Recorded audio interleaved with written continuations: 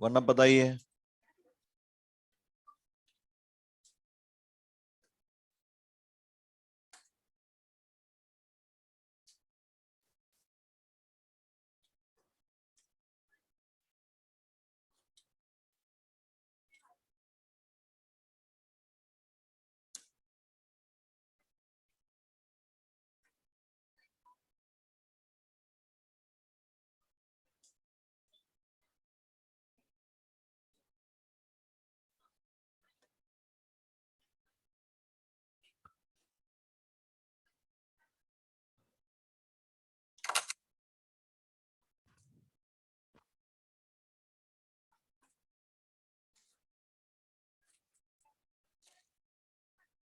क्या हुआ?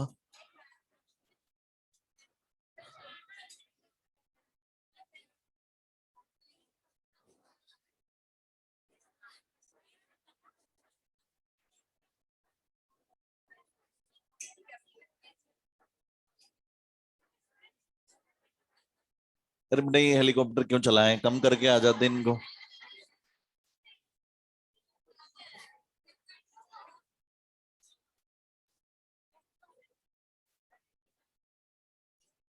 चलो अभी इस बारे में डिसाइड करेंगे हम लोग। थोड़ी देर में सभी लोग एक ही पिच पे आ जाएंगे, बंद कर दिया जाए, है ना। अभी सबको ऐसा लग रहा है कि चलने दें, बंद कर दिया जाए, छोड़ो। बात करते हैं आगे। हम लोग इलेक्ट्रो का काम खत्म हो गया पूरा। सरफेस केमिस्ट्री हम लोग नया चैप्टर शुरू करेंगे बेटा। और इसमें सबसे बड़ी राहत की बात यह है कि आप लोगों को लिखना कुछ नहीं है, चुपचाप बैठना है, समझना है, पन्ने पलटने हैं। और मुश्किल की बात यह है कि सारा काम मेरा है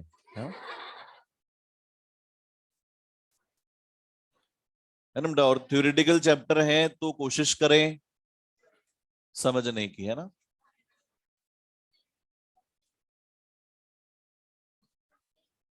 फिजिकल केमिस्ट्री में एक ही चैप्टर है जो थ्योरेटिकल है बेटा, है। एटॉमिक स्ट्रक्चर में भी थ्योरी है, बट वो इनिशियल फर्स्ट सेकंड लेक्चर में, उसके बाद फिर न्यूमेरिकल चालू होते हैं। चलो बात करते हैं सरफेस केमिस्ट्री। द सरफेस क्या होता है? फालतू बात बिल्कुल नहीं करना, लॉजिकल बात करना, है ना। What is surface? हाँ, वैष्णवी बोलना चाह रही कुछ? Which is in contact with the surroundings. Okay, बैठो। और से पता तो लग रहा है सरफेस क्या है, लेकिन अब क्या बताएं किसे सरफेस कह रहे हैं हम लोग। जहां पर भी दो फिजिकल स्टेट्स मिलती हैं उनका जो इंटरसेक्शन होता है that is called as surface. जहां पर भी दो फिजिकल स्टेट्स मिलती हैं उनका जो इंटरसेक्शन होता है that is called as surface. जैसे इसको हमने सरफेस कहा है, यहां पर कौन सी दो फिजिकल स्टेट्स मिल रही हैं? सॉलिड और गैस। अगर मान लो एक कंटेनर में सॉलिड रखा है और उसके ऊपर आपने पानी भर दिया है, वहां पर भी एक सरफेस है जहां सॉलिड और लिक्विड मिल रहे हैं। That interface is called as surface. तो सरफेस का क्या मतलब हुआ? जहां पर भी दो इंटरफेस मिलेंगे, है ना। यहां पर इस चैप्टर में जो हम मोस्टली बात करेंगे वो बात करेंगे जब सॉलिड और गैस मिल रहे हो, है ना। मोस्टली जो बात की जाएगी वो कौन से सरफेस की बात की जाएगी? जहां पर सॉलिड और गैस मिल रहे हो। तो सरफेस पर होने वाली प्रॉपर्टीज जो होती हैं वो बल्क में होने वाली रिएक्शंस या बल्क में होने वाले प्रोसेसेस से बिल्कुल अलग है। सरफेस की अपनी ही अलग प्रॉपर्टीज होती हैं। सरफेस रिएक्टिव होती है। सरफेस पर अलग अलग तरह के फिनोमिनाज होते हैं। तो सिंपलर वे में हम ये कहें तो सरफेस केमिस्ट्री में हम क्या डील करने वाले हैं? सरफेस पर होने वाले फिनोमिनाज के बारे में। तो जितने भी फिनोमिनाज सरफेस से रिलेटेड हैं उन सबको एक जगह इकट्ठा कर दिया गया है और वो हम किस में स्टडी करेंगे? सरफेस केमिस्ट्री में। अब सवाल ये उठता है कि सरफेस, कोई बात नहीं बेटा, लेकिन म्यूचुअल डिसीजन पे तो इसी पे ही आना था हम लोग को, है ना। हाँ, अब ध्यान से सुनेंगे। क्या बात कर रहे थे हम लोग? हाँ, अब कोई बीच में डिस्टर्ब नहीं करेगा, है ना। बिल्कुल ध्यान से सुनेंगे, क्योंकि डिस्टर्ब होंगे दो तीन पॉइंट उड़ जाएंगे बेटा, अपन ही लोगों का नुकसान होएगा, है ना? तो सरफेस पर होने वाले फिनोमिनाज। अब सरफेस पे कोई भी फिनोमेना क्यों हो, सरफेस क्यों रिएक्टिव होती है और सरफेस पर होने वाली रिएक्शंस के लिए रीजन क्या है, तो देखो समझते हैं। जैसे मान लो आपने क्या किया हुआ है, कोई भी एक सॉलिड का ब्लॉक लिया हुआ है। अब इस सॉलिड के ब्लॉक में कोई भी एक पार्टिकल आपने देखा जो बल्क में प्रेजेंट है, तो बेटा ये जो पार्टिकल है ये अपने नेबरिंग पार्टिकल्स भी खूब सारे होंगे यहाँ पर। तो ये जितना इसके नेबरिंग पार्टिकल इधर वाले से अट्रैक्टेड है उतना इधर वाले से भी अट्रैक्टेड होगा, इंटरमॉलिक्यूलर फोर्स ऑफ अट्रैक्शन, है ना। इसके ऊपर कोई पार्टिकल है तो इसके नीचे भी कोई पार्टिकल होगा, इस तरफ कोई पार्टिकल है तो इधर भी पार्टिकल होगा, इधर पार्टिकल है तो इधर भी कोई पार्टिकल है। तो ओवरऑल इसके ऊपर लगने वाला नेट रेजिडुअल फोर्स क्या है, 0 है। लेकिन अगर हम बात करें किसी पार्टिकल की जो सरफेस पर है, तो बेटा इधर से जितना अट्रैक्टेड है उतना इधर से अट्रैक्टेड है, जितना इसको नीचे से अट्रैक्ट किया जा रहा है ऊपर कोई और पार्टिकल नहीं है जो इसको अट्रैक्ट कर रहा हो, बिल्कुल वैसा ही यहां भी है। तो ये बताओ ये जो सरफेस पे जो पार्टिकल है क्या ये सैचुरेटेड है, इसके फोर्स बैलेंस्ड है क्या, नहीं है। तो कौन सा नेट रेजिडुअल फोर्स लगेगा, डाउनवर्ड। तो एक तरह से सरफेस पर एक पुल लगेगा, सरफेस पर रहने वाले पार्टिकल्स हैं वो स्टेबल नहीं है, वो सैचुरेटेड नहीं है। तो बताओ वो सैचुरेटेड होने के लिए क्या करना चाहेंगे, अपनी जो वैलेंसीज हैं उनको फुलफिल करना चाहेंगे। तो वो जो भी नेबरिंग पार्टिकल्स, आसपास गैस के पार्टिकल्स या जो भी अवेलेबल पार्टिकल्स होंगे उनको अपनी ओर अट्रैक्ट करेंगे और उनसे इन फोर्सेस को बैलेंस करने की कोशिश करेंगे। तो बताओ सरफेस पर पार्टिकल अनस्टेबल हो गए और स्टेबल होने के लिए वो क्या करेंगे, पार्टिकल्स को अपनी ओर अट्रैक्ट करेंगे। अब अट्रैक्ट करके क्या करेंगे, उनसे सैचुरेट होने की कोशिश करेंगे, अपने फोर्सेस बैलेंस करने की कोशिश करेंगे। और फोर्सेस दो तरीकों से बैलेंस किए जा सकते हैं। अगर जो भी ऊपर कोई पार्टिकल रोमिंग कर रहा है उस पार्टिकल से ये किसी तरह का केमिकल बॉन्ड बना पाएंगे तो ये केमिकल रिएक्शन कर लेंगे। और अगर मान लो इन दोनों के बीच में केमिकल रिएक्शन की टेंडेंसी नहीं है तो ये क्या करते हैं, फिजिकल अट्रैक्शन या हम कह सकते हैं वेंडरवॉल अट्रैक्शंस के थ्रू जुड़ जाते हैं।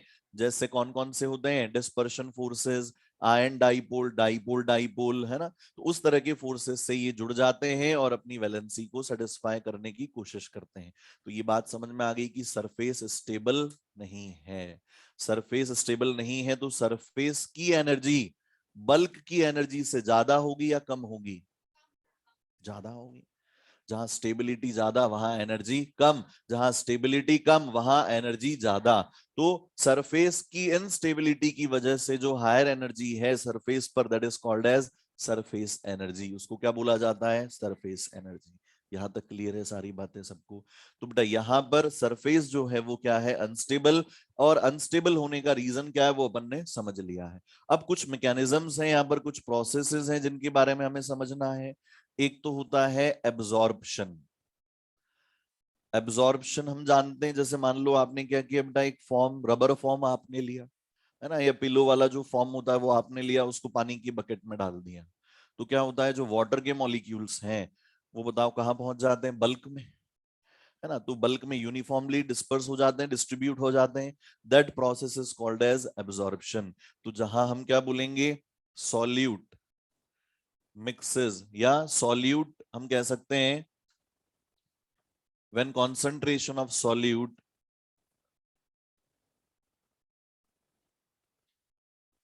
is uniform in bulk of the substance।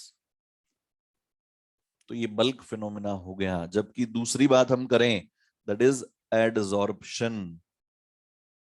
Adsorption में क्या बोलेंगे हम, when concentration of solute is higher on surface, higher on surface।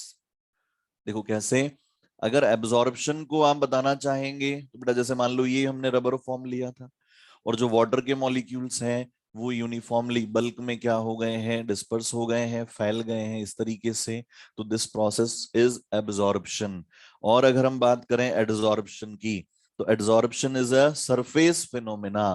तो यहाँ पर जो सॉल्यूट है उसकी कॉन्सेंट्रेशन कहां पर बढ़ेगी, सरफेस पर बढ़ेगी इस तरीके से। तो ये रिप्रेजेंट कर रहा है किसको, एडजॉर्प्शन को, है ना। और तीसरा जो टर्म है दैट इज सॉर्प्शन। सॉर्प्शन में क्या होगा, दोनों प्रोसेसेस होंगे, बल्क में भी पहुंचेगा और सरफेस पर भी कंसंट्रेशन क्या होगी, ज्यादा होगी। तो इस तरीके से सरफेस पे कंसंट्रेटेड है जबकि साथ में बल्क में भी वो एंटर कर गया है। और एक होता है डीसॉर्प्शन।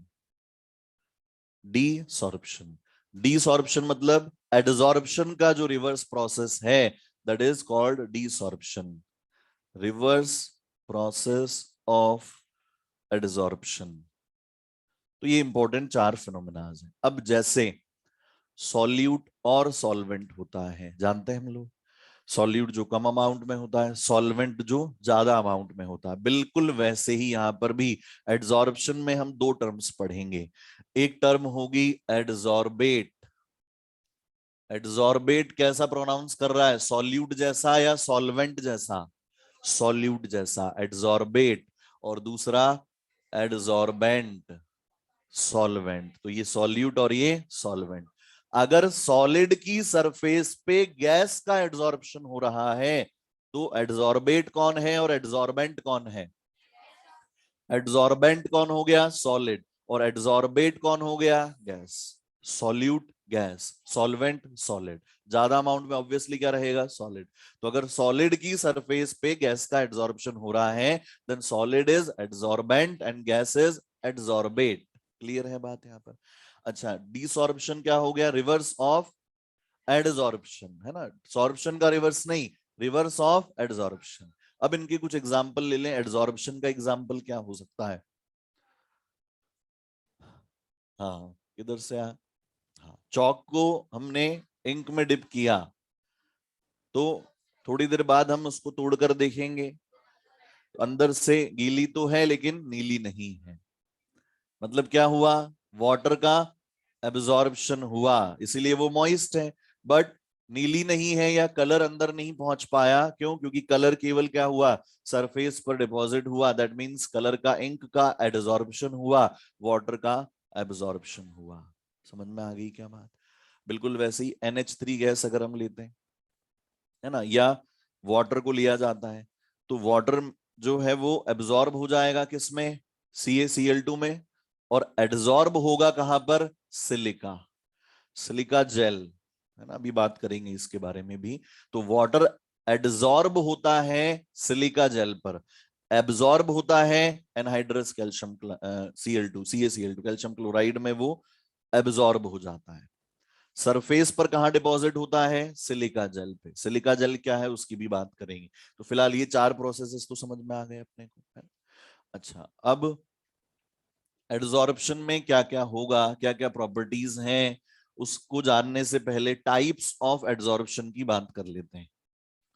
दो तरह के एड्सॉर्प्शन होते हैं, एक फिजिकल एड्सॉर्प्शन और एक केमिकल एड्सॉर्प्शन। और इसका आइडिया हमें लग ही गया है कि जो सरफेस है वो अपनी वैलेंसीज को सेटिस्फाई करना चाहती है, तो उसके लिए वो जो पार्टिकल्स हैं उनको अपनी सरफेस पर अट्रैक्ट करती है, और अट्रैक्ट करने के बाद में अगर वो उनसे केमिकली कंबाइन करके बॉन्ड बना सकती है तो वो क्या कहलाएगा, केमिकल एड्सॉर्प्शन। और अगर वो केमिकली कंबाइन करके बॉन्ड नहीं बना सकती तो वो फिजिकल फोर्सेस या weak intermolecular force of attraction से उसको अपनी सरफेस पे स्टिक कर लेती है, and that will be called as physical adsorption. तो physical adsorption and chemical adsorption. और ये बहुत आसान चैप्टर है बेटा, अगर ध्यान देकर पढ़ा जाए तो दोबारा पढ़ने की जरूरत नहीं है इसको, है ना, इंटरेस्टिंग भी है कुछ हद तक। फिजिकल एड्सॉर्प्शन को क्या कहा जा सकता है, फिजियोसॉर्प्शन कहा जा सकता है शॉर्ट में।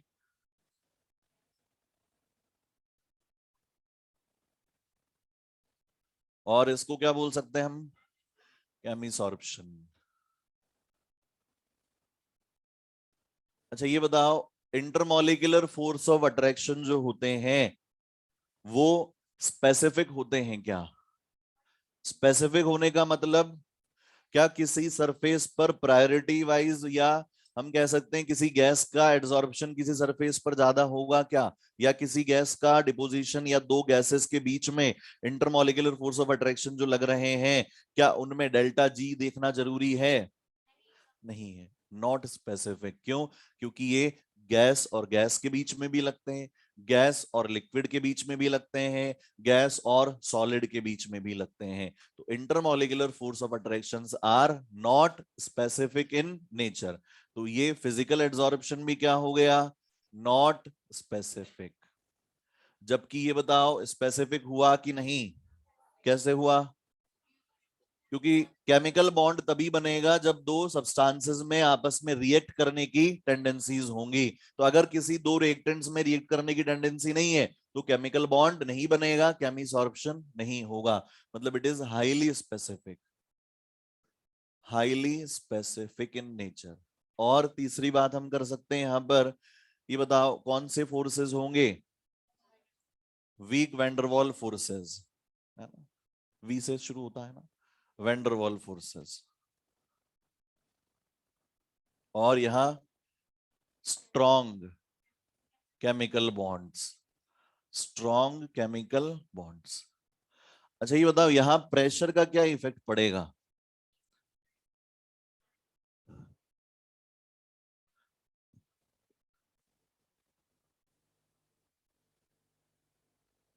खड़े हो बेटा। हाँ, प्रेशर का क्या इफेक्ट पड़ेगा?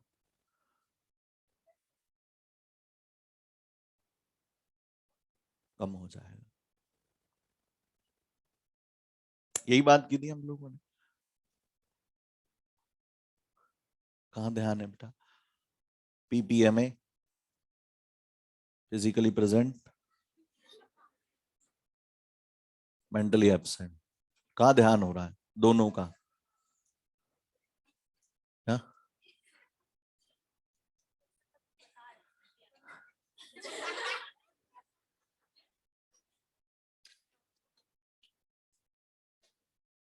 बैठ, ध्यान दो इधर, है ना? तो प्रेशर बढ़ाने पर क्या होगा बेटा? पार्टिकल्स पास पास आएंगे क्या? तो जैसे मान लो आपने सॉलिड की सरफेस ली हुई है और प्रेशर बढ़ाएंगे तो गैस के पार्टिकल्स और पास पास आएंगे, तो इनके बीच में इंटरमॉलिक्यूलर फोर्स ऑफ अट्रैक्शन बढ़ेंगे क्या? तो इसका मतलब एड्सॉर्प्शन का एक्सटेंट बढ़ेगा। क्यों? क्योंकि ये पार्टिकल्स पास पास आएंगे, डिस्टेंस कम होगी, तो इंटरमॉलिक्यूलर फोर्स ऑफ अट्रैक्शन क्या होंगे? स्ट्रांग होंगे, क्योंकि जितना पास पास होंगे उतना ज्यादा स्ट्रांगली अट्रैक्ट करेंगे, तो एड्सॉर्प्शन का एक्सटेंट बढ़ेगा। तो हम ये बोल सकते हैं extent of adsorption increases on increase in pressure। Pressure बढ़ाने पर एक्सटेंट ऑफ एड्सॉर्प्शन भी बढ़ेगा। जबकि यहां पर नो सिग्निफिकेंट इफेक्ट, मतलब इफेक्ट आएगा बट कोई सिग्निफिकेंट इफेक्ट नहीं आ रहा है। क्यों? क्योंकि हमें दोनों के बीच में क्या चाहिए? रिएक्शन होने की टेंडेंसी चाहिए। रिएक्शन होने की टेंडेंसी होगी तब प्रेशर बढ़ाने पर एड्सॉर्प्शन बढ़ेगा। अगर दो रिएक्टेंट्स के बीच में रिएक्ट करने की टेंडेंसी नहीं है तो बेटा प्रेशर बढ़ाने से कुछ नहीं होने वाला है, एड्सॉर्प्शन के एक्सटेंट पे कोई फर्क नहीं पड़ेगा। समझ में आ रही है क्या बात? अब सर ये एक्सटेंट ऑफ एड्सॉर्प्शन क्या लिख दिया आपने? Extent of adsorption is equal to x divided by m. और एक्स किसे कहा जाएगा? It is the mass of adsorbate, it is the mass of adsorbate. और ये क्या है? Mass of adsorbent, mass of adsorbent. अब मुझे बताओ अगर ये सॉलिड लिया हुआ है और इसकी सरफेस पे प्रेशर बढ़ाया जा रहा है तो कौन बढ़ रहा है? एक्स बढ़ रहा है या एम बढ़ रहा है? एक्स जो सॉल्यूट है या जो गैस है जो एड्सॉर्बेट है वो इसकी सरफेस पर ज्यादा डिपॉजिट होने लगेगी, तो कौन बढ़ेगा? एक्स। लेकिन जो मास ऑफ एड्सॉर्बेंट है वो तो फिक्स रहेगा। तो एक्स अपॉन एम का बढ़ना किस बात को इंडिकेट करता है? एक्स का बढ़ना या एम का बढ़ना या दोनों का बढ़ना? एक्स का बढ़ना। तो एक्स अपॉन एम बेसिकली क्या हो गया? गिवन मास ऑफ एड्सॉर्बेंट पर कितना सॉल्यूट जो है या कितना ग्राम एड्सॉर्बेट जो है वो डिपॉजिट हो रहा है। बताओ एक्सटेंट ऑफ एड्सॉर्प्शन इंक्रीजेस मतलब x अपॉन m इंक्रीजेस, और x अपॉन m इंक्रीजेस मतलब x increases, m remains constant. Clear है बात इतनी? ठीक है, तो यहां पर कोई इफेक्ट नहीं पड़ रहा है। और हम ये कह सकते हैं कि टेम्परेचर बढ़ाने पर x upon m decreases on increasing temperature. बताओ ये बात कैसे ही होगी? टेम्परेचर बढ़ाने पर एक्स अपॉन एम डिक्रीज कैसे करेगा? क्योंकि इंटरमॉलिक्यूलर फोर्स ऑफ अट्रैक्शन है, और टेम्परेचर बढ़ाएंगे तो intermolecular force of attraction weak होने लगेंगे, एड्सॉर्प्शन का एक्सटेंट क्या होने लगेगा? कम। एक्स की वैल्यू क्या होने लगेगी? कम। समझ पा रहे हैं बात को? और यहां पर हम ये कह सकते हैं x upon m first increases on increasing temperature but decreases, but then decreases. ये क्या बात हुई? पहले तो टेम्परेचर बढ़ाने पर बढ़ रहा है, और फिर और बढ़ाते रहेंगे टेम्परेचर तो डिक्रीज होने लगेगा। रीजन क्या है? एक लेवल तक, वो लेवल तक क्यों जा रहा है? कि पहले तो बढ़ क्यों रहा है पहली बात तो, और बाद में डिक्रीज क्यों कर रहा है? देखो ध्यान से सुनो, ये कौन सा प्रोसेस है? Physical adsorption. यहां पर इंटरमॉलिक्यूलर फोर्स ऑफ अट्रैक्शन काम कर रहे हैं, तो यहां नो एक्टिवेशन एनर्जी रिक्वायर्ड, कोई भी एक्टिवेशन एनर्जी रिक्वायर्ड नहीं है, नो एक्टिवेशन एनर्जी रिक्वायर्ड। लेकिन यहां पर एक्टिवेशन एनर्जी की रिक्वायरमेंट होगी क्या? क्योंकि ये केमिकल प्रोसेस है, तो एनर्जी रिक्वायर्ड। अब इससे बताओ क्या आंसर मिल सकता है? वहां तो कोई एक्टिवेशन एनर्जी की रिक्वायरमेंट नहीं है, तो टेम्परेचर बढ़ा रहे हैं और ये डिक्रीज कर रहा है। लेकिन यहाँ एक्टिवेशन एनर्जी की रिक्वायरमेंट है, तो शुरुआत में जब आप टेम्परेचर बढ़ा रहे हैं तो वो इसको एज ए एक्टिवेशन एनर्जी मिल रही है, रिएक्शन प्रोसीड हो रही है। और बताओ ये एड्सॉर्प्शन का प्रोसेस एक्सोथर्मिक होगा कि एंडोथर्मिक? स्टेबिलिटी आ रही है या अनस्टेबल बना रहे हैं? स्टेबिलिटी आ रही है। एड्सॉर्ब होगा कोई भी सरफेस पे पार्टिकल तो वो क्या लाएगा? सरफेस पे स्टेबिलिटी लाएगा, energy will release, delta H will be negative. तो अगर डेल्टा एच नेगेटिव है तो टेम्परेचर बढ़ाने पर एक्सोथर्मिक रिएक्शंस कहां जाती हैं? रिवर्स डायरेक्शन में जाती हैं। फेवरेबल है या एडवर्स है एक्सोथर्मिक के लिए? टेम्परेचर बढ़ाना एक्सोथर्मिक रिएक्शन के लिए फेवरेबल है कि एडवर्स है? जो भी मुझे सुस्त दिखाई देगा मैं उससे सवाल पूछूंगा, ध्यान रखना। जिसका भी मुझे लगा कि इन्वॉल्वमेंट नहीं हो रहा है, अगले क्वेश्चन का जवाब वही देगा। बात प्रूव हो ही चुकी है, ये है ना? समझ में आ रही है बात? एक्सोथर्मिक रिएक्शंस कौन सी होती है? जिनमें डेल्टा एच नेगेटिव होता है, जो चाहती है एनर्जी रिलीज करना। लेकिन अगर आप उसमें टेम्परेचर बढ़ाएंगे तो ये उसके लिए फेवरेबल नहीं है, क्योंकि उसका नेचर क्या है? रिलीज करने का है। क्लियर है बात? तो इसीलिए पहले टेम्परेचर बढ़ाने पर एक्स अपॉन एम बढ़ेगा और फिर डिक्रीज करेगा। अच्छा, ये तो बात दोनों में कॉमन हो ही गई कि ये दोनों क्या है? एक्सोथर्मिक रिएक्शंस हैं। तो ये एक्सोथर्मिक है, और एक्सोथर्मिक है तो जो हीट रिलीज्ड होगी वो 20 से 40 किलो जूल के अप्रोक्सीमेटली, इतनी सी हीट यहां पर रिलीज होगी। बहुत कम हीट यहां पर रिलीज होती है, जबकि वहां पर ज्यादा। कितनी? कितनी? 80 से 240, है ना? तो यहां से जो रिलीज हो रही है 80 किलो जूल से 240 किलो जूल तक। ऐसा क्यों हो रहा है? वहां ज्यादा रिलीज हो रही है, कम? यहाँ वीक बॉन्ड बन रहे हैं, वीक बॉन्ड बन रहे हैं तो स्टेबिलिटी कम आ रही है, एनर्जी रिलीज भी क्या होगी? कम। वहां स्ट्रॉन्ग बॉन्ड बन रहा है, स्टेबिलिटी ज्यादा आ रही है, एनर्जी रिलीज भी क्या होगी? ज्यादा। अच्छा, इसके लिए कह दिया जाता है कि it is multi layered. Multi layered बोल दिया जाता है इसको, क्यों मल्टी लेयर्ड? क्यों? क्योंकि वो जो पॉइंट लिखा था अपन ने, नॉट स्पेसिफिक इन नेचर। अब ध्यान देना मल्टी लेयर्ड कैसे है। शुरुआत में सॉलिड है, फिर आपने प्रेशर बढ़ाते रहे, कौन एड्सॉर्ब हुआ? गैस एड्सॉर्ब हो गई, एक लेयर पूरी कंप्लीट हो गई। और प्रेशर बढ़ाते जाएंगे तो और गैस के पार्टिकल पास जाते जाएंगे। तो पहला इंटरेक्शन किस किस के बीच में था? सॉलिड और गैस के बीच में। दूसरी लेयर गैस और गैस के बीच में और प्रेशर बढ़ाते जाएंगे तो गैस की मल्टीपल लेयर्स वहां पर डिपॉजिट होती चली जाएंगी, तो it will B multi layered. लेकिन पहली लेयर किसके बीच में होगी? सॉलिड और गैस के बीच में, तो इट इज मल्टी लेयर्ड। और ये कौन सा होगा? मोनोलेयर्ड या यूनिलेयर्ड। क्यों भाई? क्योंकि यहां तो केमिकल रिएक्शन होनी है। तो अगर मान लो ए और बी के बीच में रिएक्शन हो गई तो बेटा यहां पर क्या होगा? सरफेस पे क्या बन जाएगा? A B. तो अब बताओ, ए बी बनने के बाद बी और ए सेपरेट हो गए क्या? इनको कौन अलग कर रहा है? A B. ये प्रोडक्ट की लेयर इनको अलग कर दे रही है, तो अब ए और बी फर्दर रिएक्ट नहीं कर सकते, इसीलिए क्या होगा? यूनिलेयर्ड। और दोनों वैसे तो अगर हम बात करें कॉम्प्लेक्सिटी ऑफ रिवर्स करने की, कॉम्प्लेक्सिटी जो है उसके बेसिस पे बात करें तो इसको बोला जाता है रिवर्सिबल और इसको बोला जाता है इरिवर्सिबल। क्यों भाई? वहां तो प्रो है बेटा, हम प्रेशर बढ़ाते जाएंगे एड्सॉर्प्शन बढ़ता जाएगा, प्रेशर कम कर देंगे एड्सॉर्प्शन कम होता जाएगा, टेम्परेचर कम करते जाएंगे एड्सॉर्प्शन बढ़ता जाएगा, टेम्परेचर बढ़ाते जाएंगे एड्सॉर्प्शन कम होता जाएगा। इजीली रिवर्स किया जा सकता है। लेकिन यहाँ केमिकल बॉन्ड का फॉर्मेशन हो रहा है, एक बार अगर रिएक्शन हो गई उसके बाद फिर उसको रिवर्स करके वापस से रिएक्टेंट बनाना बहुत बहुत मुश्किल है। तो उस कॉम्प्लेक्सिटी के बेसिस पे इसको क्या बोला गया है? Irreversible in nature. समझ में आ गई बात? तो ये बहुत ही सिंपल सा प्रोसेस है, दोनों के बीच में डिफरेंसेस हैं। अब एड्सॉर्प्शन में, दोनों ही तरह के एड्सॉर्प्शन में क्या चीज कॉमन रहेगी? डेल्टा जी नॉट नेगेटिव रहेगा, क्योंकि ये क्या है? स्पॉन्टेनियस प्रोसेस है।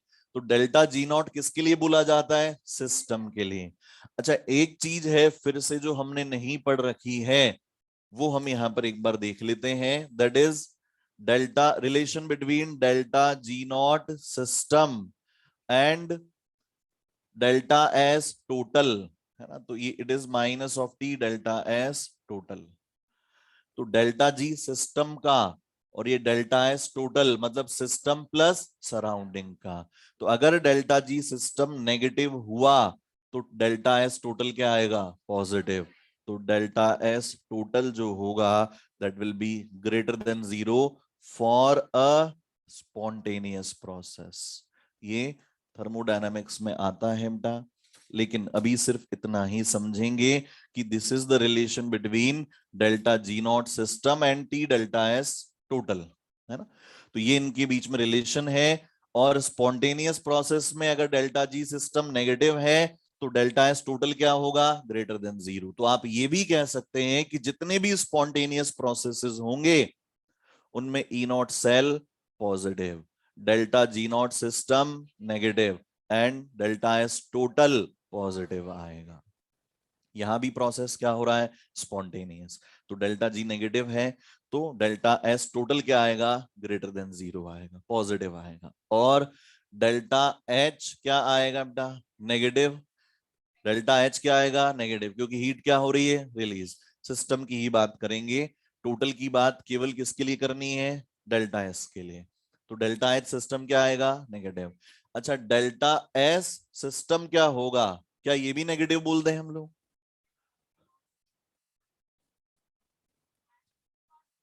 अच्छा, गैस के पार्टिकल बेचारे अपने मजे में घूम रहे थे सरफेस पे, और उनको क्या पता था कि सरफेस ही उन्हें खींच के सरफेस से बांध के रख लेगी? बताओ। डेल्टा एस सिस्टम नेगेटिव की पॉजिटिव। पहले तो घूम रहे थे ना बेटा, रैंडमनेस थी, गैस के पार्टिकल्स बने हुए थे, और जब वो सॉलिड से अब अटैच हो चुके हैं तो बताओ उनकी रैंडमनेस कम हो गई है कि बढ़ गई है? तो इसीलिए डेल्टा एस सिस्टम क्या आएगा? Negative. Delta S total will be positive, लेकिन डेल्टा एस सिस्टम क्या आएगा? नेगेटिव। क्लियर है बात इतनी? चलो, ये तो इसकी बात कर ली हमने, इसके कुछ थर्मोडायनामिक फैक्टर्स की बात कर ली। अब एड्सॉर्प्शन क्यों होता है ये अपन ने समझ लिया, और एड्सॉर्प्शन में थर्मोडायनेमिक फैक्टर्स पे क्या क्या इफेक्ट पड़ने वाला है वो अपन ने देख लिया। दोनों के बीच में डिफरेंसेस हमने देख लिए हैं, है ना? अच्छा, एक चीज यहां पर आती है, क्रिटिकल टेम्परेचर, है ना? वो समझ ले बेटा पहले, फिर इसके एग्जांपल्स की बात कर लेंगे। ध्यान से समझेंगे बेटा, ऑफलाइन वाले और ऑनलाइन वाले दोनों। क्योंकि क्रिटिकल टेम्परेचर पढ़ा जाता है बिहेवियर ऑफ गैसेस में। टी क्रिटिकल, ध्यान से समझेंगे। दो फैक्टर्स हैं, कौन कौन से फैक्टर? एक तो प्रेशर और एक टेम्परेचर। प्रेशर बढ़ाने पर क्या होगा? गैस के पार्टिकल्स पास पास आएंगे, गैस के पार्टिकल्स पास पास आएंगे तो intermolecular force of attraction strong होंगे, और जैसे जैसे प्रेशर बढ़ाते रहेंगे वैसे वैसे पार्टिकल पास पास आते रहेंगे, और पास पास आते रहेंगे तो किसी एक टाइम पे ऐसा आएगा, एक टाइम जब उनकी डिस्टेंस इतनी कम हो जाएगी कि वो क्या बना लेंगे? लिक्विड बना लेंगे। तो गैस को लिक्विड में बदलने के लिए क्या करते हैं? हम प्रेशर को बढ़ाते हैं, है ना। बट बेटा ये हमेशा पॉसिबल नहीं है कि प्रेशर को बढ़ाकर गैस को हमेशा लिक्विड में बदला जा सके। ऑल्दो प्रेशर को बढ़ाकर गैस को लिक्विड में बदला जा सकता है, लेकिन ऐसा हमेशा पॉसिबल नहीं है। उसके लिए कौन सा फैक्टर रेस्पॉन्सिबल है? टेम्परेचर रेस्पॉन्सिबल है। अब टेम्परेचर कैसे रेस्पॉन्सिबल है बताओ?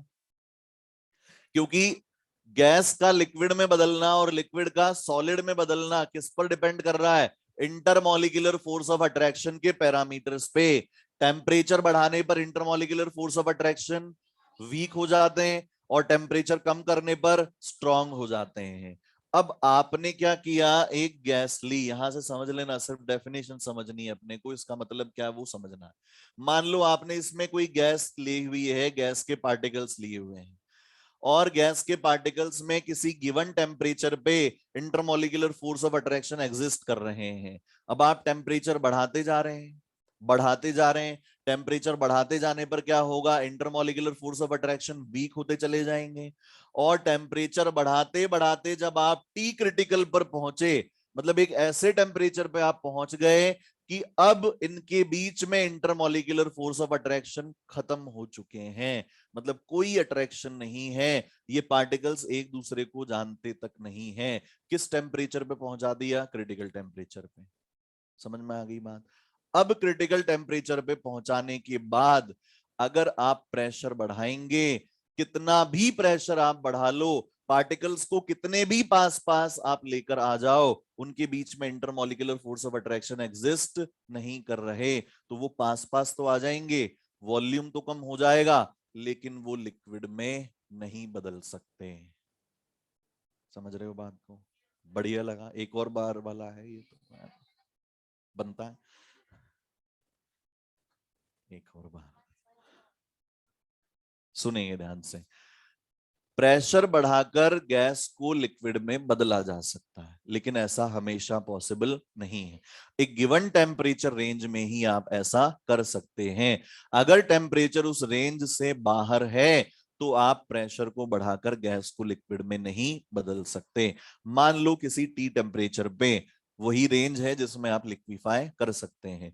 गैस ले ली हमने, intermolecular force of attraction exist करेंगे, टेम्परेचर बढ़ाते गए, intermolecular force of attraction weak होते गए, और बढ़ाते गए, वीक होते गए, और हम बढ़ाते बढ़ाते एक ऐसे टेम्परेचर पे पहुंचे जब इन दोनों के बीच में इंटरमॉलिक्यूलर फोर्स ऑफ अट्रैक्शन खत्म, सारे रिश्ते व्यवहार खत्म, एक दूसरे को जानना पहचानना खत्म। इस कब? टी क्रिटिकल पे। क्या टी क्रिटिकल से ज्यादा पर ऐसा नहीं होगा? होगा, पर हम तो बढ़ाते बढ़ाते उस मिनिमम टेम्परेचर पर पहुंचे हैं जब इंटरमॉलिक्यूलर फोर्स ऑफ अट्रैक्शन क्या हो गया है? जीरो। इससे ज्यादा पे भी ऐसा ही होगा, बट हम बात कहां कर रहे हैं? मैक्सिमम टेम्परेचर की, जहां पर वहां मिनिमम टेम्परेचर की, जहां पर इंटरमॉलिक्यूलर फोर्स ऑफ अट्रैक्शन क्या हो गया? जीरो। अब आप टी क्रिटिकल पे या उससे ज्यादा टेम्परेचर पे अगर गैस को लिए हुए हैं, कितना भी कंप्रेस कर लें, कितना भी प्रेशर बढ़ा दें, पार्टिकल्स को कितना भी पास पास ले आए, लेकिन जब तक intermolecular force of attraction exist नहीं करेगा तब तक वो लिक्विफाई नहीं हो पाएंगे। समझ में आ रही है क्या? तो क्रिटिकल टेम्परेचर को क्या मैं ऐसा बोल सकता हूं? It is that minimum temperature above which a gas cannot be liquefied by the effect of pressure. It is the minimum temperature above which a gas cannot be liquefied by the effect of pressure. That will be called critical temperature. अब मुझे बताओ, critical temperature कौन सी gases में ज्यादा आएगा, जिनमें intermolecular force of attraction strong है या जिनमें वीक है? स्ट्रांग है क्योंकि उनके बॉन्ड या उनके इंटरेक्शन इतने स्ट्रांग है कि उनके व्यवहार खत्म करने में आपको बहुत ज्यादा टेम्परेचर देना पड़ेगा, और जिनमें ऑलरेडी वीक है उनमें थोड़ा सा टेम्परेचर बढ़ाएंगे और क्या होगा, टूट जाएंगे, इंटरमॉलिक्यूलर फोर्स ऑफ अट्रैक्शन खत्म हो जाएंगे। तो ध्यान से सुनना, ये वाला पॉइंट समझ में आ गया क्या? तो मैं लिख देता हूं यहां पर, critical temperature is the minimum temperature above which a gas cannot be liquefied by the effect of pressure। और दूसरी बात,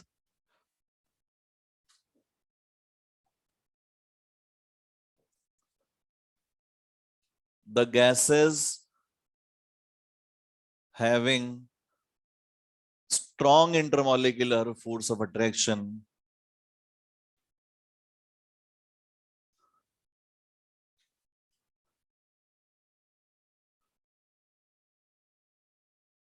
have high critical temperature। दोनों पॉइंट समझ में आ गए क्या?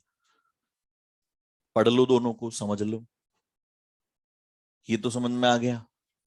और वो the gases having strong intermolecular force of attraction will have high critical temperature। Clear है?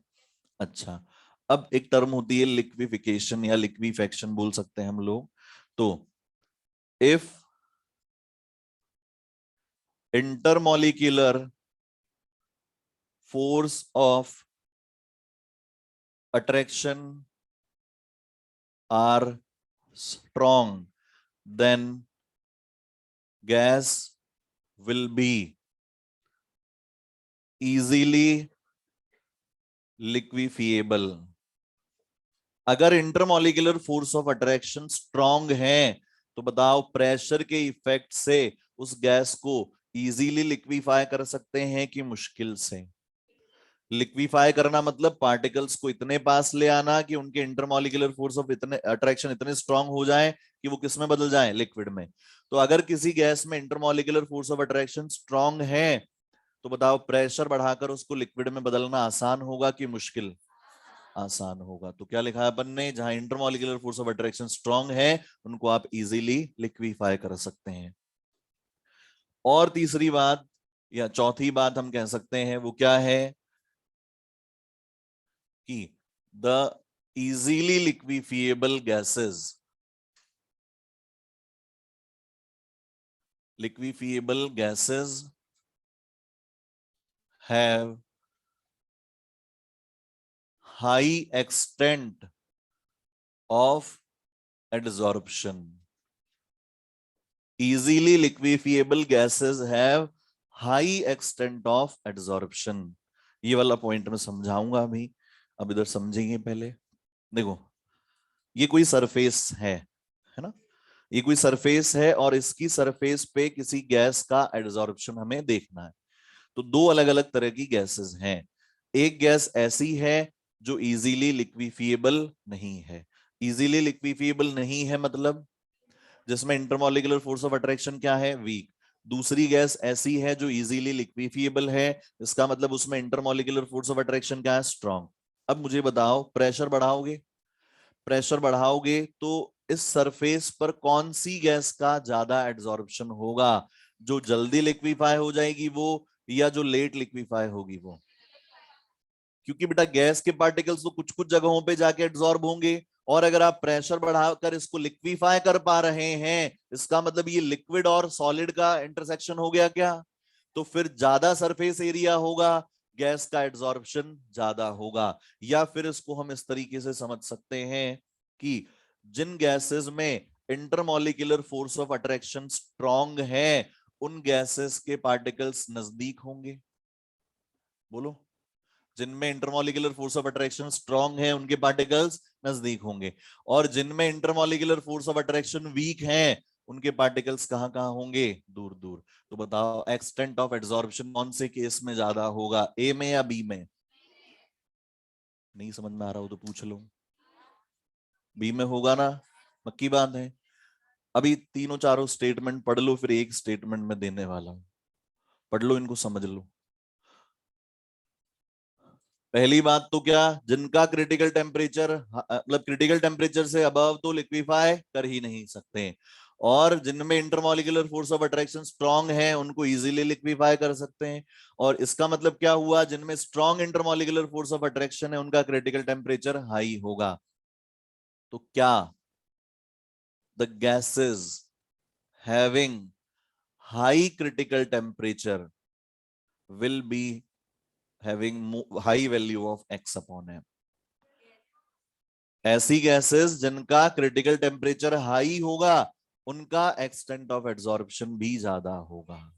क्रिटिकल टेम्परेचर हाई मतलब intermolecular force of attraction strong, मतलब इजीली लिक्विफिएबल, और इजीली लिक्विफिएबल गैसेस का एक्सटेंट ऑफ एड्सॉर्प्शन क्या रहेगा, ज्यादा होगा। Critical temperature high, intermolecular force of attraction क्या होंगे, स्ट्रॉन्ग, और स्ट्रॉन्ग है तो इजीली लिक्विफिएबल होंगे, और गैसेस जितनी ज्यादा इजीली लिक्विफिएबल होंगी उनका एक्सटेंट ऑफ एड्सॉर्प्शन उतना ही ज्यादा होगा। तो इसीलिए वो स्टेटमेंट लिखा हुआ है, वो इन चार के बिना नहीं समझ में आने वाला। अपने को लिखा हुआ है वो तो ऑलरेडी है ना, the gases having high value of critical temperature will have high values of x upon m. नहीं लिख रहा है तो लिख लेंगे अपना। The gases having high value of critical temperature will have high value of x upon m.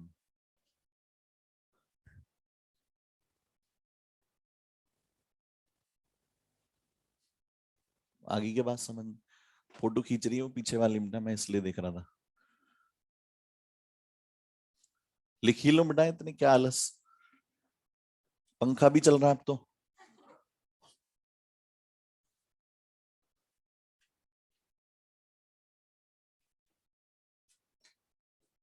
Notes के चक्कर में उल्टे सीधे फोटो ले लेते हो तुम लोग मेरे, मुंह कभी तिरछा आ रहा है कभी सीधा आ रहा है, ये कोई बात होती है? फोटो नहीं लेनी बेटा, है ना।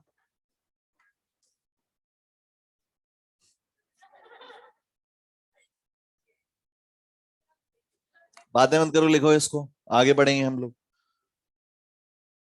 हो गया क्या? अच्छा ये बताओ, क्रिटिकल टेम्परेचर हाई मतलब intermolecular force of attraction strong, मतलब इजीली लिक्विफिएबल। तो ये बताओ कब intermolecular force of attraction strong होंगे, जब गैस के पार्टिकल्स के बीच में पोलैरिटी ज्यादा होगी।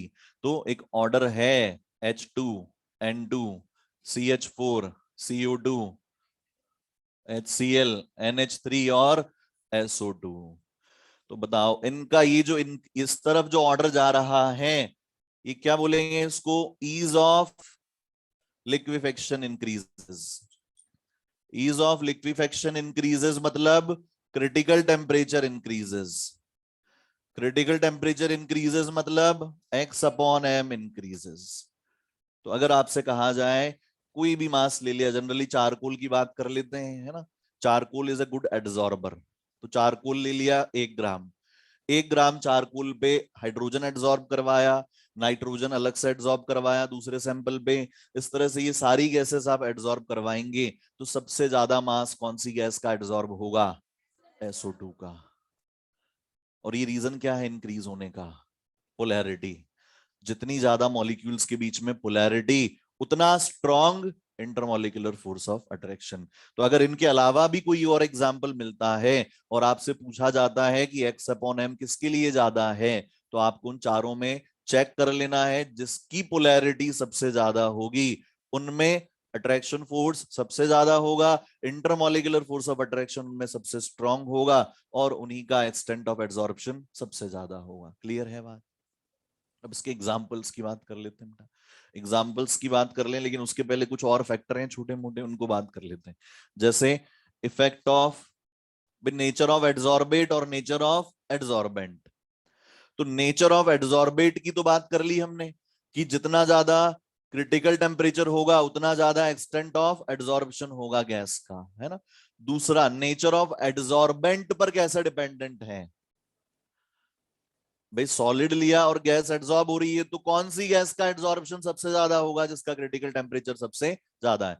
अच्छा, एड्सॉर्बेंट वो जो सॉलिड लिया हुआ है उसके ऊपर क्या कैसा डिपेंडेंट है, सरफेस एरिया। जितना ज्यादा सरफेस एरिया होगा उतना उतनी सरफेसेस हो जाएंगी क्या, अरे जितना ज्यादा सरफेस एरिया होगा उतना, मतलब पाउडर्ड फॉर्म में कन्वर्ट कर दोगे तो सरफेस एरिया बढ़ेगा। सरफेस एरिया बढ़ेगा तो ऐसी साइट्स बहुत ज्यादा हो जाएंगी जहां पर एड्सॉर्प्शन होगा। जैसे मान लो आपने क्या किया, एक क्यूब ले लिया, है ना, एक क्यूब आपने लिया, क्यूब की फॉर्म में कोई पार्टिकल ले लिया है सॉलिड, और इसकी सरफेस पर आप एड्सॉर्प्शन चाहते हैं। बताओ इसका सरफेस एरिया क्या होता है, outer surface area A square cube का, क्या ही उम्मीद करें, मतलब 6 a स्क्वायर होगा क्या। एक फेस का क्या हुआ ए स्क्वायर, 6 फेसेस का क्या हो गया 6 a स्क्वायर हो गया। अब अगर मान लो मैंने क्या किया, एक इसको बीच से काट दिया, इसको बीच से इस तरह से काट दिया गया, काट दिया गया, सिंपली आपने क्या किया है बेटा, एक कट लगाया है और इसको दो इक्वल पार्ट्स में डिवाइड कर दिया है। अब बताओ इसका सरफेस एरिया उतना ही है या बढ़ गया है, कितना हो गया है, 2 a स्क्वायर बढ़ गया, दो नई सरफेसेस बन गई हैं। तो पहले कितना था 6 a स्क्वायर, अब कितना हो गया 8 a स्क्वायर, दो बढ़ गया, ये समझ में आया क्या। अरे शक्ल एक ही थोड़ी होगी, दोनों की होगी ना बेटा, तो 2 a स्क्वायर बढ़ गया। तो ये तो सिर्फ कब है, जब आपने एक कट लगाया। एक और कट आप इस तरीके से लगा दें 10 a स्क्वायर, और एक और कट इस तरीके से लगा दिया जाए 12 a स्क्वायर, मतलब सिंपली आपने 3 कट लगाया, सरफेस एरिया क्या हो गया डबल। और अगर आप पाउडर्ड फॉर्म में कन्वर्ट कर देंगे तो surface area lakhs of times increase कर जाता है, जिसकी वजह से रेट ऑफ एड्सॉर्प्शन भी काफी बढ़ जाती है। तो इसीलिए अगर पाउडर्ड फॉर्म में लेंगे तो ज्यादा इफेक्टिव होगा। ठीक है, टेम्परेचर का इफेक्ट, टेम्परेचर का इफेक्ट के लिए ग्राफ देखें, ग्राफ बनाए गए हैं इसके अंदर, वो तो देख लिया अपन ने फिजिकल में और केमिकल में, तो उसी को ग्राफिकल फॉर्म में बताया गया है, इफेक्ट ऑफ टेम्परेचर। और पहला फिजिकल एड्सॉर्प्शन में, फिजिकल एड्सॉर्प्शन, फिजिकल एड्सॉर्प्शन में आप ये कह सकते हैं कि जो x अपॉन m है वो, और इधर क्या बना दिया हमने टेम्परेचर, तो बताओ टेम्परेचर बढ़ाने पर x अपॉन m डिक्रीज करता चला जाए। और उसमें केमिकल एड्सॉर्प्शन में पहले क्या करेगा, इंक्रीज करेगा और फिर डिक्रीज करेगा। तो ये x अपॉन m और ये टेम्परेचर, तो पहले इंक्रीज करेगा और फिर डिक्रीज होने लगेगा। समझ में आ गई बात, ऊपर तक रख लें, पूरा का पूरा गायब नहीं होगा, शुरू जितना किया था बढ़ेगा और फिर उसके बाद में डिक्रीज होने लगेगा। तो ये x अपॉन m का, x अपॉन m पे टेम्परेचर का इफेक्ट आ गया। एग्जाम्पल्स की बात करते हैं, है ना। गैस मास्क, जो कोल माइंस होती हैं बेटा उनमें कई सारी पॉइजनस गैसेस निकलती रहती हैं, तो वहां जो वर्कर्स होते हैं उनके जो मास्क बनाए जाते हैं वो अच्छे एड्सॉर्बिंग मटेरियल के बनाए जाते हैं। तो वो क्या करते हैं, उन गैसेस को एड्सॉर्ब कर लेते हैं अपनी सरफेस पे, तो वो इनहेल होने से बच जाते हैं लोग, है ना, और किसी तरह का डैमेज नहीं होता। और पुराने जमाने में मतलब 15-20 साल पहले तक तो होता था ऐसा, गांव में जादू दिखाने वाले आते थे बाबा लोग, वो क्या करते थे बेटा, ऐसे ही कांच का बाउल लिया और इसमें खून है और अभी खून का पानी कर देंगे बाबा, बाबा खून का पानी कर देंगे, क्या कर दे वो, बिल्कुल ऐसे मंत्र पढ़ते और उसके बाद आप देखते कुछ ही देर में बिल्कुल ट्रांसपेरेंट पानी हो गया, खून से पानी बन गया। बेसिकली ना तो वो खून है और ना ही वो खून से पानी हो रहा है। हाँ, पोटेशियम पर मैग्नेट घोल दो, लाल हो जाएगा बिल्कुल, और ज्यादा घोल दो और गहरा लाल हो जाएगा। और उसमें क्या करते हैं बेटा, वो एनिमल चारकोल का पाउडर मिलाते हैं। एनिमल चारकोल का पाउडर जो है वो बहुत ही अच्छा एड्सॉर्बर होता है, बहुत ही अच्छा एड्सॉर्बर होता है। वो क्या करता है, जो भी कलर्ड डाई के पार्टिकल्स हैं उनको अपनी सरफेस पर एड्सॉर्ब कर लेता है और एड्सॉर्ब करके बॉटम में सेटल डाउन हो जाता है, प्रेसिपिटेट हो जाता है। अगर आप सॉलिड फॉर्म में डालेंगे तो भी एड्सॉर्ब करेगा, बट किस फॉर्म में डाला जाता है, पाउडर्ड फॉर्म में, तो बहुत ही कम अमाउंट जो है वो सफिशिएंट रहेगा, जनता को पता भी नहीं लगेगा, है ना। तो पाउडर्ड फॉर्म में डाला और वो तुरंत क्या हुआ, सारे के सारे कलर्ड डाई के पार्टिकल्स हैं वो एड्सॉर्ब हुए, सॉल्यूशन क्या हो गया, ट्रांसपेरेंट हो गया। तो इस तरीके से जादू दिखाते थे, पर अब आजकल लोग साइंस पढ़ने लग गए, बंद हो गए जादू।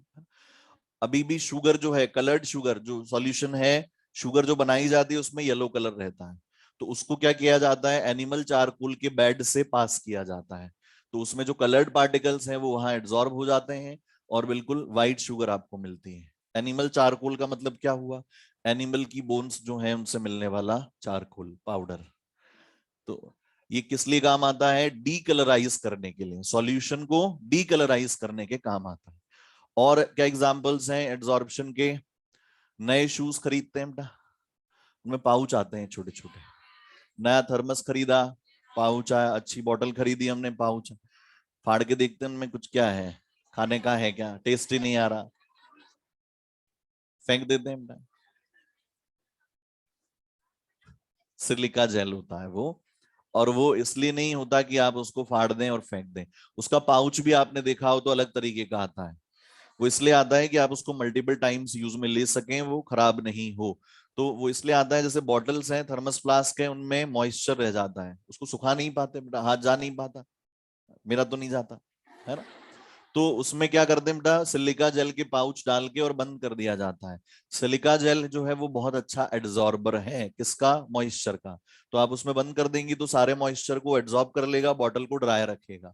जब आप उसको बाहर निकाल देंगे तो टेम्परेचर के इफेक्ट से वापस से क्या होने लगेगा, डिसॉर्प्शन, और वो फिर से एड्सॉर्प्शन के लिए तैयार हो जाएगा।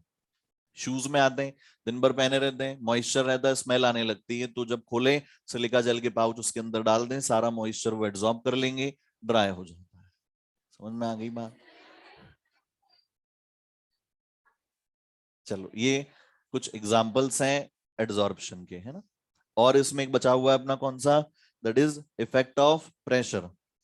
प्रेशर का इफेक्ट जो है उसको समझाने के लिए क्या दिया हुआ है हमें, आइसोथर्म दी गई है। अभी आइसोथर्म क्या है इसको समझते हैं।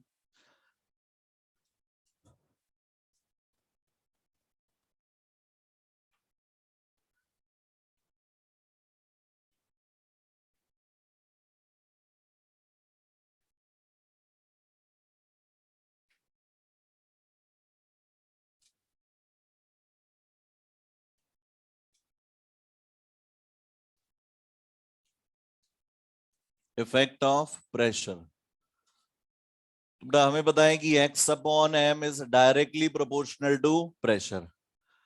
ऐसा किस केस में होगा, फिजिकल एब्जॉर्प्शन में, जितना ज्यादा प्रेशर होगा उतना ज्यादा x अपॉन m मिलेगा।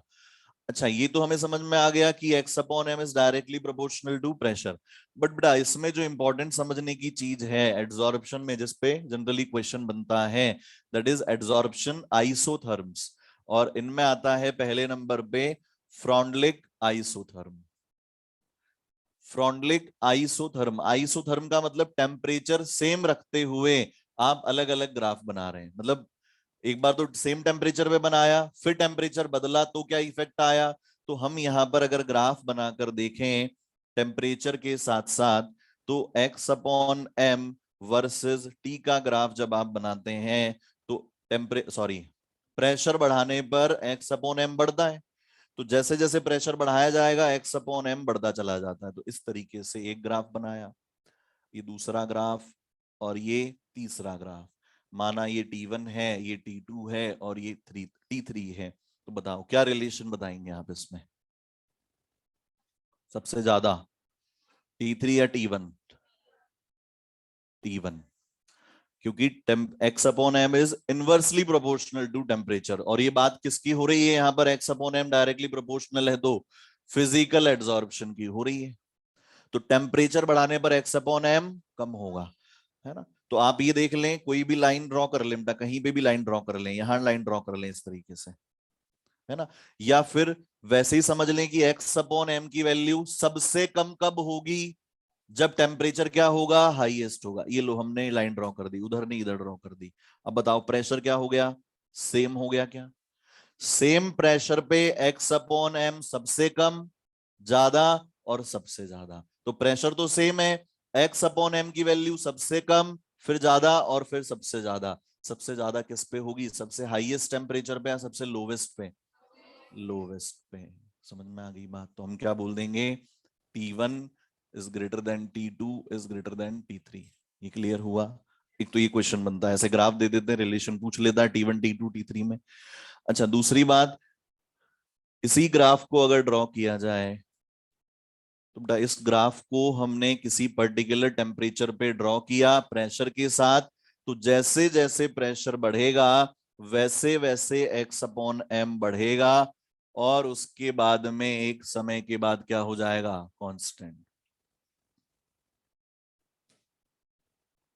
अब मुझे बताओ, हमने पढ़ा क्या था फिजिकल एड्सॉर्प्शन के लिए, कि it is reverse, it is unilayered और मल्टी लेयर्ड। ये क्या बात कर दी, प्रेशर बढ़ाते जा रहे हैं, x अपॉन m बढ़ते रहना चाहिए था, ये तो कांस्टेंट कर दिया इन्होंने।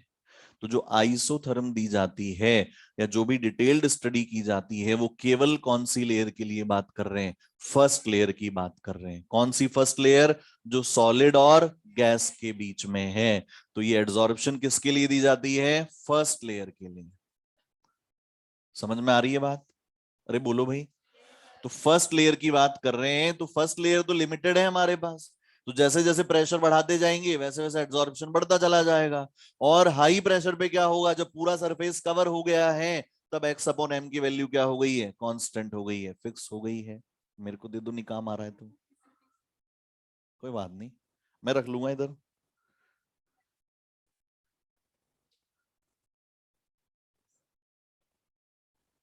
अलग ही केमिस्ट्री चल रही है। देखो इधर ध्यान देंगे, ये बात समझ में आ रही है क्या, कौन सी लेयर की बात कर रहे हैं हम, फर्स्ट लेयर की। और यहां इंटरप्रिटेशन क्या किया गया है, x अपॉन m की वैल्यू हाई प्रेशर पे कांस्टेंट क्यों हो गई। इनिशियली पूरा सरफेस खाली था, तो जैसे जैसे प्रेशर बढ़ा रहे थे वैसे वैसे x अपॉन m बढ़ रहा है। फिर धीरे धीरे सरफेस कवर होने लगा, अवेलेबल सरफेस कम होने लगा, तो x अपॉन m की वैल्यू बढ़ तो रही है लेकिन पहले की तुलना में कम बढ़ रही है। और जब पूरा सरफेस कवर हो चुका है तो x अपॉन m की वैल्यू क्या हो गई, फिक्स। क्यों, क्योंकि पूरा सरफेस कवर हो गया, अब कितना भी प्रेशर बढ़ाओ x अपॉन m की वैल्यू पर कोई फर्क पड़ने वाला नहीं है। बात समझ में आ गई इतनी। इसी ग्राफ को क्या किया गया, तीन पार्ट्स में डिवाइड कर दिया गया। इसी ग्राफ को तीन पार्ट्स में डिवाइड कर दिया गया, एक तो यहां से यहां तक का है ना, इसको हमने मान लो क्या कह दिया, फर्स्ट पार्ट कह दिया। दूसरा पार्ट यहां से यहां तक का, और तीसरा पार्ट इसके आगे तक का। बताओ तीनों पार्ट्स में क्या समझ में आ रहा है। पहले पार्ट में क्या दिख रहा है, जितना डायरेक्टली प्रोपोर्शनल दिख रहा है क्या, और रेस टू पावर वन, जितना प्रेशर में इंक्रीमेंट किया उतना एक्स अपॉन एम में इंक्रीमेंट आया। सेकंड पार्ट में क्या दिख रहा है तो डायरेक्टली प्रोपोर्शनल लेकिन पावर वन नहीं है, इसमें इंक्रीमेंट ज्यादा हो रहा है, एक्स अपॉन एम में कम हो रहा है। नहीं समझे बात को, इसी को ऐसे बढ़ा लेते हैं थोड़ा सा। अब देखो, अब इधर यहां तो इंक्रीमेंट यहां से यहां पर पहुंचे तो इंक्रीमेंट इतना हो गया क्या, जबकि ऊपर जाने वाली वैल्यू में इंक्रीमेंट क्या हो रहा है, कम। तो x अपॉन एम बढ़ तो रहा है, पहले तो डायरेक्टली प्रोपोर्शनल के हिसाब से बढ़ रहा था, पावर वन के हिसाब से, अब भी बढ़ रहा है, लेकिन प्रेशर ज्यादा बढ़ाने पर x अपॉन एम में इंक्रीमेंट क्या आ रहा है, कम। और अब यहां कांस्टेंट हो गया है। तीन पार्ट हो गए क्या, पहला directly proportional to power one, दूसरा directly proportional but power less than one, और तीसरा कांस्टेंट। क्लियर है बात यहां तक। तो इन तीनों पार्ट्स को समझाया गया है पहले पार्ट में। अच्छा रिलेशन क्या था, x upon m is directly proportional to P pressure raise to power one upon n बोल दिया गया किसमें, फ्रॉन्टलिंग आइसोथर्म में। और यहां से जब आप प्रोपोर्शनलिटी हटाते हैं तो एक कांस्टेंट आता है के p raise to power one upon n. 1/n की वैल्यू जो है वो कहां रहेगी, बिटवीन 0 to 1, 0 से 1 के बीच में रहती है 1/n की वैल्यू। तो अगर एट लो प्रेशर पे बात करें, मतलब कौन सा case, first case low pressure वाला हो गया क्या। फर्स्ट केस में क्या होगा, 1/n की वैल्यू कितनी ले ली गई, 1, मतलब x/m is equal to k p raise to power 1, मतलब x/m directly proportional to p हो गया क्या। और सेकंड केस में क्या ले लिया गया, 1/n की वैल्यू जो है वो 0 to 1 के बीच में, मतलब हम ये कह सकते हैं कि 1/n is greater than 0 but less than 1, ना तो 0 के बराबर है ना 1 के बराबर है, दोनों के बीच में है। तो x/m is equal to k p raise to power क्या रह जाएगा, 1/n ही रह जाएगा, यही लिखना पड़ेगा। और जो तीसरा केस है उस तीसरे केस में क्या लिख देंगे, 1/n की वैल्यू क्या हो जाती है, 0, तो फिर x/m क्या हो जाता है, k, मतलब x/m बिकम्स कांस्टेंट। तीन पार्ट्स में इस ग्राफ को डिवाइड कर दिया गया, at low pressure first part, at moderate pressure second part, और at high pressure third part. अच्छा अब याद करो, कहीं काइनेटिक्स में दिया हुआ रहता है क्या, at low pressure first order reaction और at high pressure zero order reaction. देखो at low pressure p raise to power 1 है क्या, पावर क्या हो गई 1, फर्स्ट ऑर्डर रिएक्शन, और एट हाई प्रेशर कांस्टेंट हो गया क्या, मतलब पावर क्या हो गई 0, it will be zero order reaction. तो अगर आपसे क्वेश्चन किया जाता है कि किसी मेटल की सरफेस पे अमोनिया का डिकम्पोजिशन हो रहा है या एड्सॉर्प्शन हो रहा है, तो वो एड्सॉर्प्शन लो प्रेशर पे क्या होगा, फर्स्ट ऑर्डर होगा, हाई प्रेशर पे क्या होगा, जीरो ऑर्डर होगा, क्योंकि हाई प्रेशर पे रेट बिकम्स कांस्टेंट, प्रेशर पे डिपेंड करना बंद कर जाती है, लो प्रेशर पे प्रेशर के डायरेक्टली प्रोपोर्शनल होती है। तो ये तीनों बात समझ में आ गई क्या, कोई डाउट रह गया हो तो पूछ लो। अच्छा अब इसमें न्यूमेरिकल पार्ट थोड़ा सा यहां भी है बेटा, और वो क्या है, ये फॉर्मूला फ्रॉन्टलिक आइसोथर्म का formula, x/m is equal to k p raise to power 1/n। बताओ दोनों तरफ log ले लिया जाए तो ये क्या मिलेगा, log x/m is equal to log k plus 1/n log p। बताओ y is equal to mx plus c हो गया क्या। तो अगर आप ग्राफ ड्रॉ करेंगे किस किस के बीच में, log x/m versus log p, है ना। तो यहां पर ग्राफ जब ड्रॉ किया जाता है, हाँ, log x/m versus log p।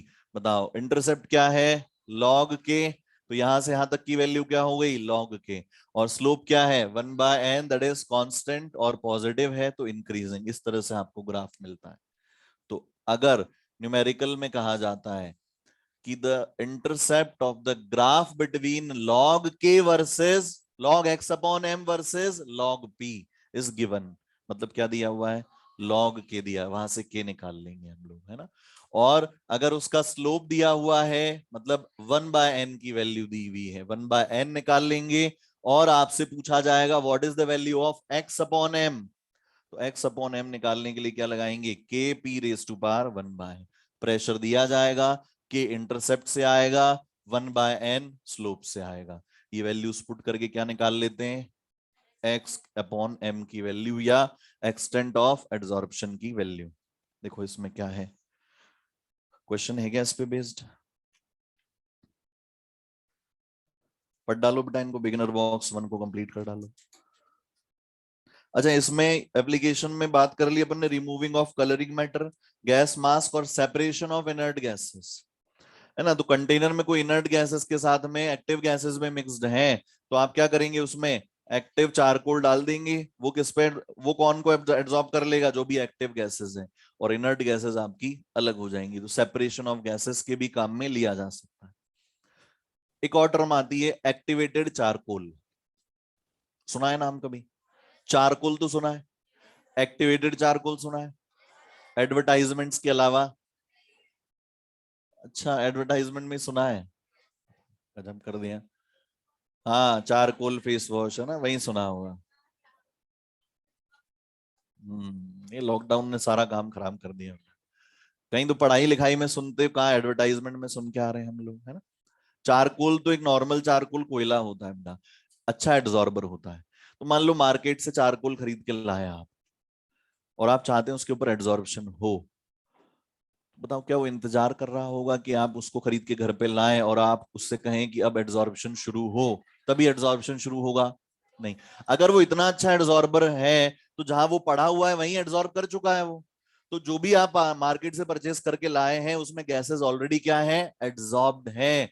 तो आप क्या करते हैं, उस कोयले को एक बॉक्स में बंद करते हैं और उसको गर्म किया जाता है, जलाया नहीं जाता है, गर्म किया जाता है। गर्म करने पर क्या होगा, टेम्परेचर बढ़ेगा, जो एड्सॉर्ब्ड गैसेस हैं वो वहां से रिमूव होने लगेंगी, और अब जो कोयला बचा हुआ है उसके अंदर, that is a very good adsorber, क्योंकि वो अब एड्सॉर्प्शन के लिए तैयार है। तो उसे क्या कहा जाता है, एक्टिवेटेड चारकोल कहा जाता है।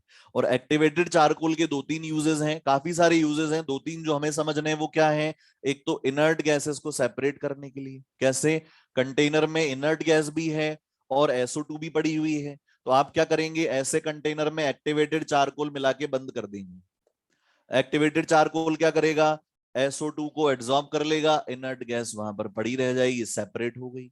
और high level of vacuum create करने के लिए भी क्या यूज में लिया जाता है, एक्टिवेटेड चारकोल काम में लिया जाता है। हाई लेवल ऑफ वैक्यूम कैसे, वैक्यूम क्या होता है, वैक्यूम का मतलब ऐसा नहीं complete absence of anything. Vacuum हम जनरली, हम जो टर्म यूज में लेते हैं, 1 एटमॉस्फेयर से कम प्रेशर को आप वैक्यूम कह सकते हैं।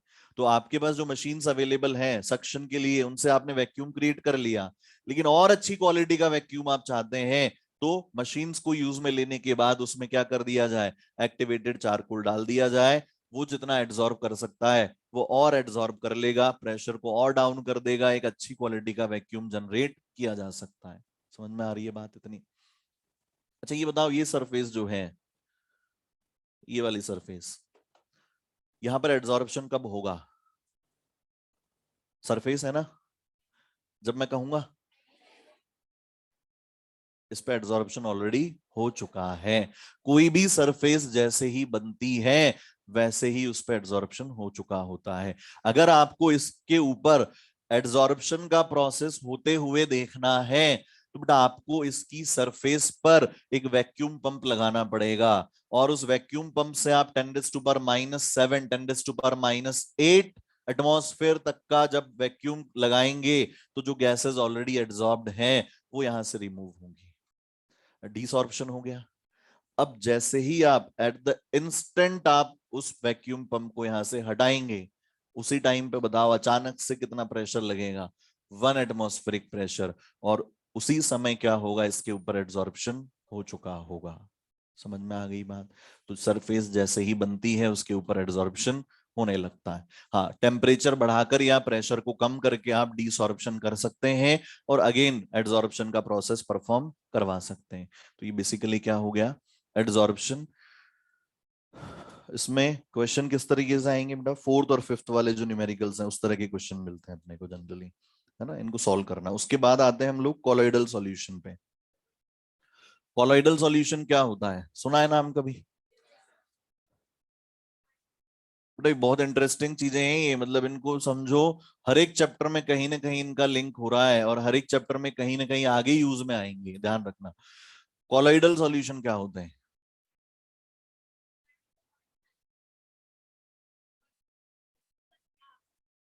अच्छा मान लो आपने क्या किया, बहुत बड़ा टुकड़ा लिया, एक कोई भी सॉलिड का बहुत बड़ा टुकड़ा लिया, उस टुकड़े को आपने पानी में मिलाया। अब उसके तीन तरह के पीसेस हुए। एक तो पीसेस हुए 10⁻⁻⁶ नैनोमीटर, या उससे भी बड़े साइज के पीसेस। कुछ पीसेस हुए जो 10⁻⁻6 से 10⁻⁹ नैनोमीटर के बीच में लाया कर रहे हैं, और कुछ पीसेस ऐसे हुए जिनका साइज 10⁻⁹ नैनोमीटर से भी छोटा है। कितना है हमें नहीं पता, लेकिन उससे भी छोटा है। तीन तरह के पार्टिकल्स हो गए क्या, कौन से, एक तो बड़े पार्टिकल जो 10⁻⁻6 या उससे भी बड़े हैं, दूसरे 10⁻⁻6 से 10⁻⁹ के बीच वाले, और तीसरे 10⁻⁹ से भी छोटे। तो बेटा ट्रू सॉल्यूशन कौन बनाते हैं? सबसे छोटे साइज के पार्टिकल। तो जो ट्रू सॉल्यूशन बनाते हैं उन्हीं को क्या कहा जाता है? क्रिस्टलॉइड भी कहा जाता है। उन्हीं को क्या कहा जाता है? क्रिस्टलॉइड। और उनसे बड़े साइज के जो पार्टिकल हैं लेकिन 10⁻⁻6 से छोटे, वो जब सॉल्यूशन बनाते हैं तो उसे क्या कहा जाता है? कॉलॉइडल सॉल्यूशन कहा जाता है। तो तीन तरह के पार्टिकल हो गए। कौन कौन से? एक तो क्रिस्टलॉइड, है ना, एक हो गया कॉलॉइड, और तीसरा हो गया सस्पेंशन। तीन तरह के पार्टिकल हो गए हैं। यहां 10⁻⁹ नैनोमीटर भी एक तरह से उनके लिए बड़ा है, इससे भी छोटे हो गए। दूसरा जो है पार्टिकल का साइज जो होगा 10⁻⁹ से तो बड़ा है, लेकिन 10⁻⁶ नैनोमीटर से भी छोटा हो गया। हाँ, मीटर ले लो, एंगस्ट्रॉम ले लेना, 10⁻⁻10 ले लेना, 10⁻⁹ मीटर। सॉरी सॉरी सॉरी, ठीक है, इट्स ओके, चलो, थैंक यू बेटा। और यहाँ पार्टिकल का साइज जो है वो 10⁻⁻6 मीटर से बड़ा है। ठीक है, ऐसे फ्लो फ्लो में निकल गया बेटा, चला लोगे काम है। ऑल्दो बोल दिया गया था अभी, इट्स ओके, फिर भी। क्रिस्टलॉइड, कॉलॉइड और सस्पेंशन। और बेटा कॉलॉइडल स्टेट जो है इसकी प्रॉपर्टीज इतनी वास्ट हैं कि थॉमस ग्राहम नाम के एक साइंटिस्ट थे जिन्होंने बेसिकली इस स्टेट को इंट्रोड्यूस किया था। वो इतने एक्साइटेड थे इस स्टेट को लेकर कि उन्होंने जो मैटर है उनको दो पार्ट्स में क्लासिफाई कर दिया, दो स्टेट्स में क्लासिफाई कर दिया उनके अकॉर्डिंग। एक स्टेट क्रिस्टलॉइड और दूसरी कॉलॉइड। हम पढ़ते हैं ना states of matter, solid, liquid and gas. उन्होंने क्या कहा? दो स्टेट्स होती हैं बस, एक क्रिस्टलॉइड और एक कॉलॉइड। क्रिस्टलॉइड जो सेमी परमिएबल मेम्ब्रेन से पास हो जाते हैं, और कॉलॉइड जो सेमी परमिएबल मेम्ब्रेन से पास नहीं होंगे। हालांकि गलत हो गया। क्यों गलत हो गया? क्योंकि कुछ क्रिस्टलॉइड जो हैं वो डिफरेंट कंडीशंस में कॉलॉइड बन जाते हैं, और कुछ कॉलॉइड जो हैं वो डिफरेंट कंडीशंस में क्या बन जाते हैं? क्रिस्टलॉइड। इसका एग्जांपल बता देते हैं। सल्फर अल्कोहल में घुलता है, पानी में नहीं घुलता। सल्फर अल्कोहल में घुल जाता है, पानी में नहीं घुलता। घुल जाता है मतलब सल्फर अल्कोहल में क्रिस्टलॉइड बनाता है, ट्रू सॉल्यूशन बनाता है। लेकिन वही सॉल्वेंट बदलकर वाटर बना देंगे तो क्या बन जाएगा? कॉलॉइड बना देगा। साबुन जो होता है वो पानी में क्या बनाता है? कॉलॉइडल सॉल्यूशन बनाता है, एसोसिएटेड कॉलॉइड। लेकिन साबुन को अल्कोहल में मिला देते हैं, वो क्या बना देता है? क्रिस्टलॉइड। तो वो बदल सकती हैं, इसीलिए वो क्लासिफिकेशन क्या हो गया? फेल हो गया। तो इनका थोड़ा सा इमेज बन रही है, समझ में आ रहा है? बहुत बड़े पार्टिकल सस्पेंशन, मीडियम साइज के पार्टिकल कॉलॉइड, और सबसे छोटे साइज के पार्टिकल क्रिस्टलॉइड या ट्रू सॉल्यूशन बनाते हैं। ट्रू सॉल्यूशन की तो डिटेल पढ़ी ली बेटा अपन ने, बोलो पढ़ी थी, पूरा चैप्टर पढ़ा था अपन ने, कलीगेटिव प्रॉपर्टीज और सारी बातें हमने कर ली कॉन्सेंट्रेशंस की। तो इनमें पार्टिकल का साइज तो समझ में आ गया अपने को। अब अगर इनके डिफ्यूजन की बात करें या इनके फिल्ट्रेशन की बात करें तो बताओ, ये एसपीएम से फिल्टर हो सकता है क्या? नहीं हो सकता। और ना ही फिल्टर पेपर से फिल्टर हो सकता है, दोनों से फिल्टर नहीं हो सकता। क्यों नहीं हो सकता? क्योंकि पार्टिकल इतने छोटे हैं कि दोनों के होल से निकल जाते हैं।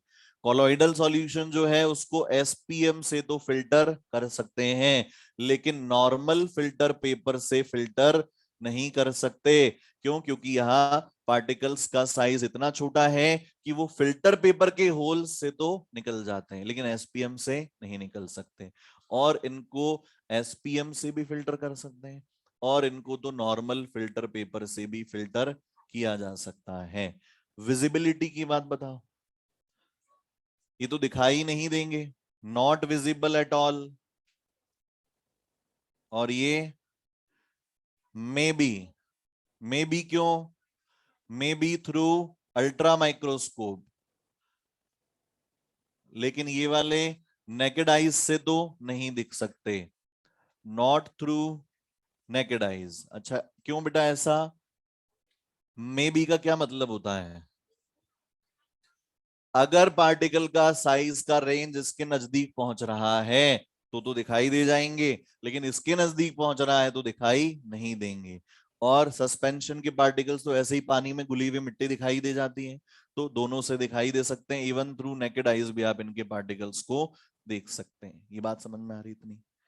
अच्छा, और अगर हम बात करें डिफ्यूजन की या सेटलमेंट इन द ग्रेविटी, तो बताओ ये डू नॉट सेटल, क्या सेटल हो जाते हैं ड्यू टू ग्रेविटी? शुगर का सॉल्यूशन बनाया या NaCl का एक्वस सॉल्यूशन बनाया, और 5-6 दिन बाद हमने देखा सारा का सारा NaCl बॉटम में, ऐसा होता है क्या? नहीं होता। ऐसा होगा तो बेटा कभी सब्जी वगैरह में नमक ज्यादा डल जाएगा, 4-5 दिन बाद खा लेंगे, सारा नमक बॉटम में, लेकिन ऐसा होता नहीं है। कॉलोइडल सॉल्यूशन में ग्रेविटी सेटलमेंट तो नहीं होता, ग्रेविटी सेटलमेंट नहीं होता, लेकिन सेंट्रीफ्यूगेशन या अल्ट्रा सेंट्रीफ्यूगेशन से ये सेटल हो जाते हैं। सेंट्रीफ्यूगेशन से इनको सेटल कर सकते हैं। सेंट्रीफ्यूगेशन क्या होता है? बचपन में छोटे थे बेटा तमाशे करते हैं हम लोग, ना, जैसे बकेट में मिट्टी मिली हुई है और हम लोग बैठे बैठे वहां पे शक्तिमान बन रहे हैं, तो सारी की सारी जो मिट्टी है वो बॉटम में एक जगह पे इकट्ठी हो जाती है क्या? That is centrification. Ultra centrification क्या होता है? इसी प्रोसेस को हाई स्पीड पे करवाया जाता है, तो सारे के सारे कोलोइडल पार्टिकल्स बॉटम में एक जगह पे सेटल डाउन हो जाते हैं। ब्लड सेल सेपरेट करते हैं और बटर निकाला जाता है। Butter is also a colloidal solution, है ना? तो उसमें भी क्या करते हैं, हाई स्पीड पे उसको घुमाते हैं, तो सारा का सारा जो है वो एक जगह बॉटम पे इकट्ठा हो जाता है। But due to change in density, different in density, density कम है, इसी की वजह से जैसे ही बंद करते हैं ऊपर आ जाता है इकट्ठा होके। समझ में आ गई बात? और ये तो बेचारे ग्रेविटी की वजह से ही सेटल डाउन होते रहते हैं। क्लियर है इतनी बात? अच्छा, डिफ्यूजन की बात करें पार्टिकल्स के, तो ये बहुत तेजी से डिफ्यूज होते हैं, पार्टिकल्स की काइनेटिक एनर्जीज बहुत ज्यादा है, तो डिफ्यूज रैपिडली। इनका डिफ्यूजन होता है स्लो, और इनका कोई डिफ्यूजन नहीं होता, ये बस आपस में बस पड़े रहेंगे, धीरे धीरे सेटल डाउन हो जाते हैं, है ना? और क्या क्या प्रॉपर्टीज है? नेचर, हाँ नेचर, ये क्या नेचर का है बेटा? होमोजीनियस, है ना, क्योंकि यूनिफॉर्मली थ्रू आउट डिस्पर्स हो गए। ये हेट्रोजीनियस कहलाता है। हाँ, रुकेंगे बेटा, आंसर को वहीं रोके रखेंगे। बिल्कुल आता है आपको और अभी पूछेंगे, और बिल्कुल सही जवाब है आपका, लेकिन रोके रखेंगे वहीं पे, है ना? हाँ, इसको हेट्रोजीनियस क्यों कह रहे हैं बेटा हम? जैसे कफ सिरप्स है, मान लो कफ सिरप्स है, वो क्या है? कॉलोइडल सॉल्यूशन है, तो उसमें जो सॉल्ट है या जो भी मेडिसिन मिलाई हुई यूनिफॉर्मली डिस्पर्स्ड है। Milk is a colloidal solution, uniformly dispersed है। तो फिर लगता तो ऐसा है ना कि होमोजीनियस है, बट हेट्रोजीनियस नेचर बोला गया है। क्यों बोला गया है? Mass is not uniformly distributed, बिल्कुल सही बात है, क्योंकि यहाँ पार्टिकल के साइज क्या है, वेरी कर रहे हैं, 10⁻⁻6 से 10⁻⁹ तो कुछ पार्टिकल छोटे साइज के हैं, कुछ पार्टिकल बड़े साइज के हैं। ऑल्दो वो जो पार्टिकल्स हैं वो तो यूनिफॉर्मली डिस्पर्स्ड हैं, लेकिन जहां ज्यादा बड़े साइज के पार्टिकल मिल गए और जहां पार्टिकल छोटे साइज के मिल गए, दोनों जगह पे कंपोजिशन क्या मिलेगा? डिफरेंट डिफरेंट मिलेगा, इसीलिए इनको क्या बोला गया है? हेट्रोजीनियस। और ये तो हेट्रोजीनियस होते ही हैं, होता है ना सस्पेंशन। तो ये तो केवल बॉटम पे पड़ा रहेगा, अलग अलग जगह से सैंपल लोगे तो हर जगह कंपोजिशन क्या मिलेगा? अलग अलग मिलेगा। और क्या है? टिंडल इफेक्ट या ब्राउनियन मूवमेंट। ब्राउनियन मूवमेंट क्या होता है? Zigzag motion of the particle, है ना? ब्राउनियन मूवमेंट को ऐसे समझे बेटा कि जैसे मान लो ये सॉल्यूशन पड़ा हुआ है, और इस सॉल्यूशन में कॉलोइडल पार्टिकल है, और साथ में क्या है? सॉल्वेंट भी है, सॉल्वेंट भी है, और ये क्या हो गए? मान लो इनको सॉल्यूट बोल दिया हमने। अब क्या होता है, जैसे मान लो सॉल्यूट के पार्टिकल्स पे चार्ज हैं, इस तरह से चार्ज है, सॉल्वेंट के पार्टिकल्स भी पड़े हुए हैं। अब सॉल्वेंट के पार्टिकल बहुत छोटे साइज के हैं, उन पार्टिकल्स की काइनेटिक एनर्जीज होती हैं, तो वो पार्टिकल्स क्या करते हैं, वो पार्टिकल्स आपस में टकराते हैं, इधर उधर आपस में टकराएंगे तो इन सॉल्यूट पार्टिकल से भी टकराएंगे, सॉल्यूट पार्टिकल से टकराएंगे तो ये पार्टिकल्स भी जिगजैग मोशन करते रहेंगे। तो अगर टिंडल इफेक्ट की बात करें, पहले तो काइनेटिक प्रॉपर्टीज की बात करें तो सबसे ज्यादा काइनेटिक प्रॉपर्टीज, बट यहाँ पार्टिकल्स दिखाई नहीं देते तो इसीलिए ऑब्जर्व नहीं होंगी। यहाँ काइनेटिक प्रॉपर्टीज होंगी, क्यों? क्योंकि जो पार्टिकल्स हैं उन पर अनइक्वल बॉम्बार्डमेंट होगा। अनइक्वल बॉम्बार्डमेंट क्यों? क्योंकि अलग अलग साइज के पार्टिकल्स हैं। तो जो सॉल्वेंट के पार्टिकल्स जब इनसे टकराएंगे तो कोई तेजी से उछलेगा, कोई धीमी गति से उछलेगा, तो इसीलिए यहां पर अनइक्वल बॉम्बार्डमेंट होगा सॉल्वेंट के पार्टिकल्स का on solute particles, and that will be called Brownian movement। इसीलिए पार्टिकल्स क्या करते रहते हैं, रैंडम जिगजैग मोशन करते रहते हैं due to unequal bombardment of the solvent particles on the solute particles. जबकि यहां पर कोई बॉम्बार्डमेंट नहीं है, पार्टिकल्स बहुत भारी हैं, बॉम्बार्डमेंट हो भी रहा है तो इनके ऊपर कोई फर्क नहीं पड़ रहा है। क्यों? क्योंकि वो तो ग्रेविटी के इफेक्ट से, मास बहुत ज्यादा होने की वजह से सेटल डाउन हो रहे हैं। टिंडल इफेक्ट, टिंडल इफेक्ट के लिए कंडीशन क्या है? टिंडल इफेक्ट के लिए कंडीशन ये है कि जो पार्टिकल्स हैं और जो मीडियम है उन दोनों के रिफ्रैक्टिव इंडिसेस में क्या होना चाहिए, बहुत ज्यादा अंतर होना चाहिए।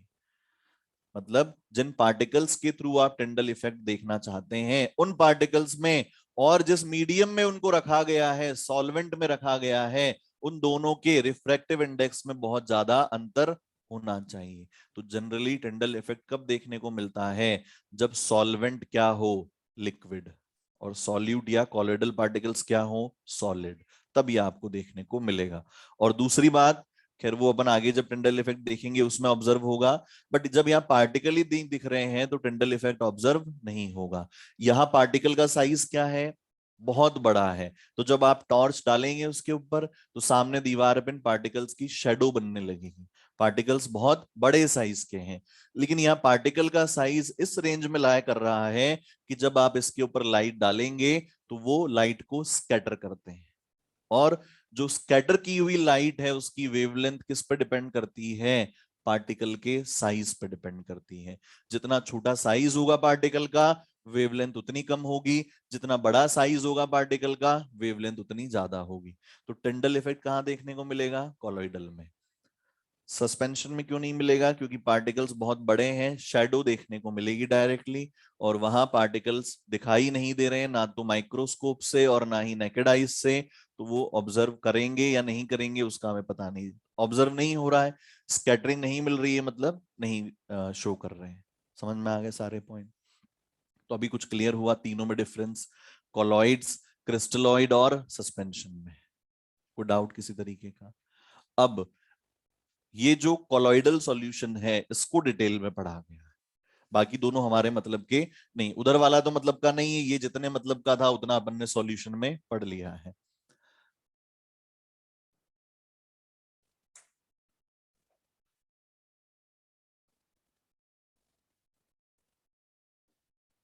कॉलॉइडल सॉल्यूशन,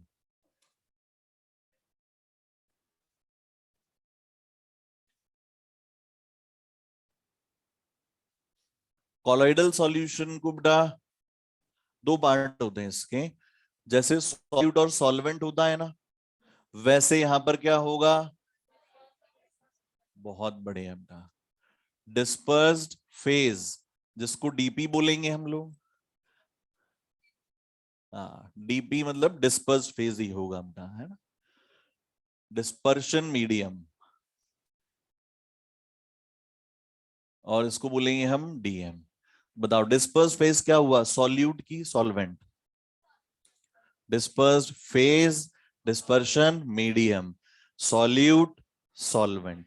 मीडियम जो ज्यादा है वो क्या हो गया, सॉल्वेंट। जो ज्यादा अमाउंट में है वो मीडियम, और जो कम अमाउंट में है वो सॉल्यूट, मतलब डिस्पर्स्ड फेज।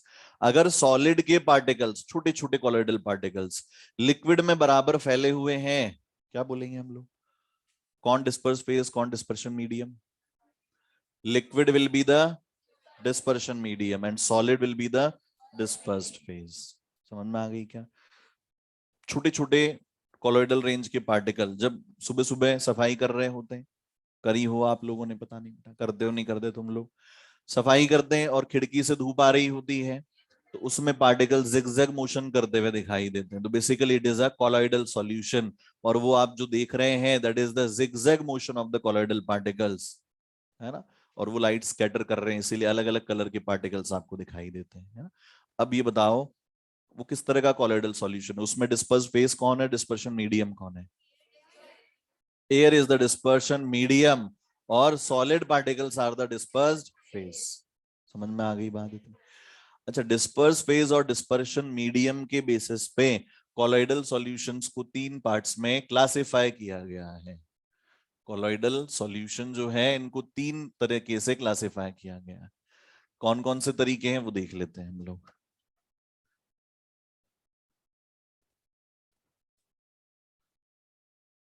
एक तो है on the basis of nature of interaction between disperse phase and dispersion medium.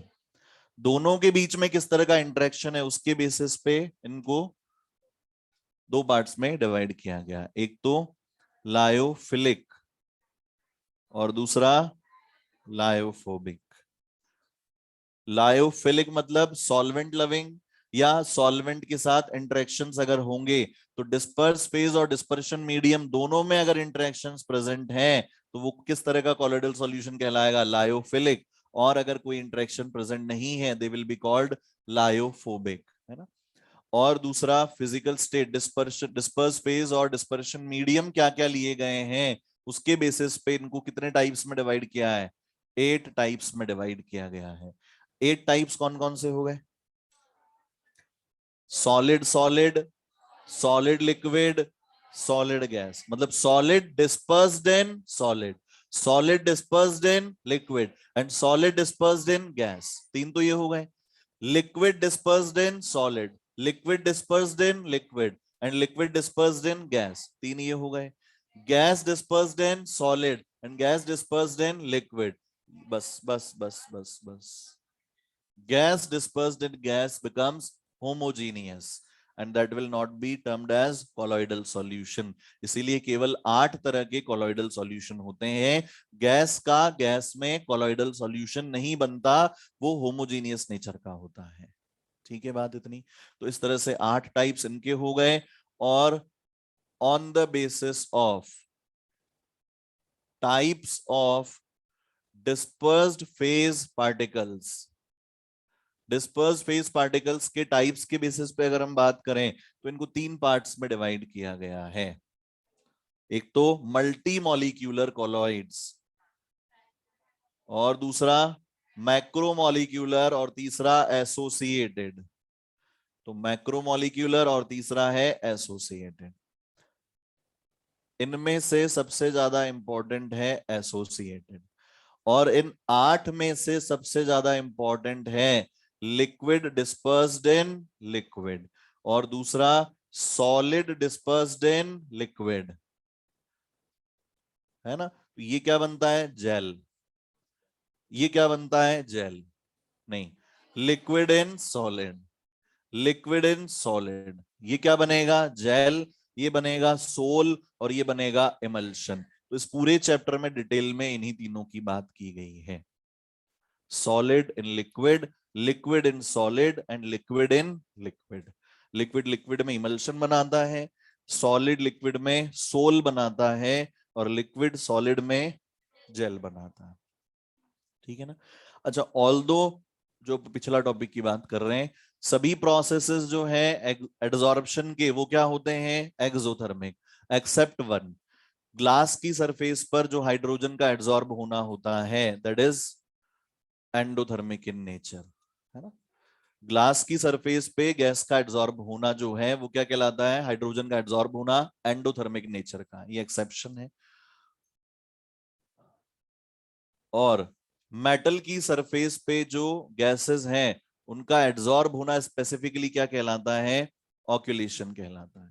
Metal की सरफेस पे गैस का एड्सॉर्ब होना क्या कहलाता है, ऑक्यूलेशन। ही दिया हुआ भी रहेगा इसमें।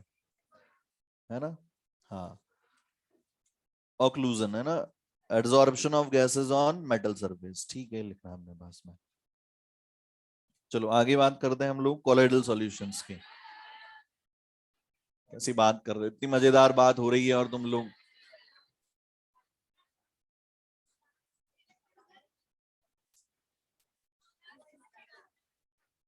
चलो चलो ठीक है, यही पढ़ेंगे हम लोग जो लिखा है, फिर उसके बाद नहीं पढ़ेंगे। बैठो नीचे बैठो। हाँ, अरे शांति रखो ना, बिल्कुल आवाज नहीं है ना। कॉलोइडल सॉल्यूशंस को तीन पार्ट्स में क्लासिफाई किया गया, तीन टाइप्स से क्लासिफाई किया गया है। पहला, on the basis of interaction of nature of interaction between disperse phase and dispersion medium, lyophilic, lyophobic. और 8 टाइप्स हैं किसके बेसिस पे, on the basis of physical states of disperse phase और डिस्पर्शन मीडियम। और 3 टाइप्स हैं किसके basis पे, on the nature of dispersed phase particles. कौन कौन से, मल्टीमोलिकुलर, मैक्रोमोलिकुलर और एसोसिएटेड कॉलॉइड्स। तो यहां तक के जितने भी क्वेश्चंस हैं वो कंप्लीट कर लेना आप लोग, बिगिनर बॉक्स इलस्ट्रेशंस वगैरह, और इनके बारे में पढ़ के आएंगे हम लोग, है ना। बाकी बात अगली क्लास में कर लेंगे इनका, क्या करें।